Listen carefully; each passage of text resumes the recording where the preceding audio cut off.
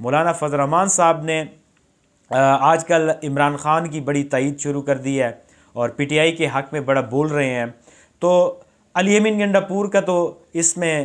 ظاہر ہے کہ جو پچھلے دنوں انہوں نے انٹرویو کے ذریعے یا بیانات کے ذریعے یہ بھی بتایا ہے کہ مولانا صاحب اگر سچ بولتے ہیں تو شروع سے سچ بولیں اور اس سچ کا جو ہے وہ اس میں خیانت نہ کریں، اور جو ان کو معلوم ہے ان کی حکومت گرانے میں عدم اعتماد کے حوالے سے وہ سب کا سب جو ہے وہ قوم کے سامنے رکھیں. تو ایک طرف پارٹی کی قیادت جو ہے وہ نرم گوشہ اختیار کر رہی ہے جمعیت علماء اسلام کے سربراہ مولانا فضل الرحمان کے ساتھ، اور دوسرا یہاں پر جو لیڈنگ پرسن ہے علی امین گنڈا پور جو کہ وزیر اعلیٰ خیبر پختونخوا ہیں، ان کا ایک سخت موقف مولانا صاحب کے خلاف چل رہا ہے. تو مولانا صاحب چونکہ ہماری اطلاعات کے مطابق علی امین گنڈا پور کا یہ بھی موقف ہے کہ اگر مولانا صاحب سنجیدہ ہیں، واقعی وہ چاہتے ہیں کہ الیکشن میں جو ہے وہ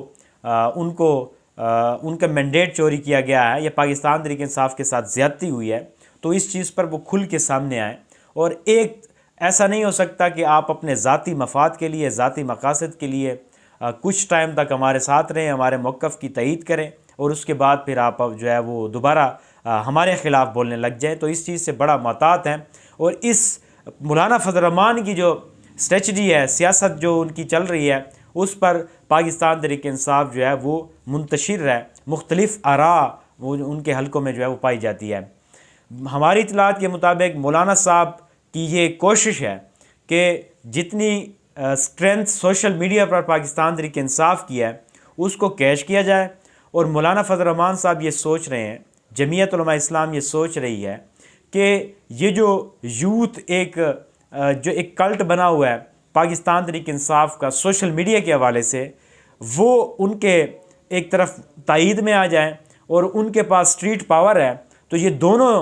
قوتیں مل کر جو ہے وہ اسٹیبلشمنٹ اور حکومت کو ٹف ٹائم دے سکتے ہیں. تو مولانا صاحب یہ کیش کرنے کے لیے اور اس مقاصد کے لیے جو ہے وہ پاکستان تحریک انصاف کے ساتھ جو ہے وہ اتحاد کرنا چاہتے ہیں. اس وقت دونوں کا موقف سیم ہی ہے، ملتا جلتا ہے. بہرحال یہ ایک سیاست ہے، اس میں حرف آخر کوئی نہیں ہوتا. جمعیت علماء اسلام اور پاکستان تحریک انصاف اگر دونوں جماعتیں اتحاد کر لیتی ہیں تو اسٹریٹ پاور جو ہے وہ جمعیت علماء اسلام کے پاس ہے اور سوشل میڈیا کے پاور جو ہے وہ پاکستان تحریک انصاف کے پاس ہے. تو میں یہ سمجھتا ہوں کہ گورنمنٹ کو یہ ٹف ٹائم دے سکتے ہیں، گورنمنٹ کے خلاف یہ اپنے آنے والے دنوں میں جو ہے وہ بالکل گھیرا تنگ کر سکتے ہیں. لیکن ایک خدشہ ایک اور بھی ہے جو کہ بہت سارے ہمارے مبصرین اس چیز پر زور دے رہے ہیں کہ ہو سکتا ہے کہ مولانا صاحب کی جو ہے آلریڈی ڈیل ہو چکی ہو اور مولانا صاحب اسی ایما پر کہ پاکستان تحریک انصاف کا نیٹ ورک جو ہے، ان کا جو بیانیہ ہے، ان کو کمزور کرنے کے لیے یہ مولانا صاحب کو جو ہے یہ ٹاسک دیا گیا ہو کہ وہ پاکستان تحریک انصاف کے ساتھ اتحاد کریں اور مل کر جو ہے وہ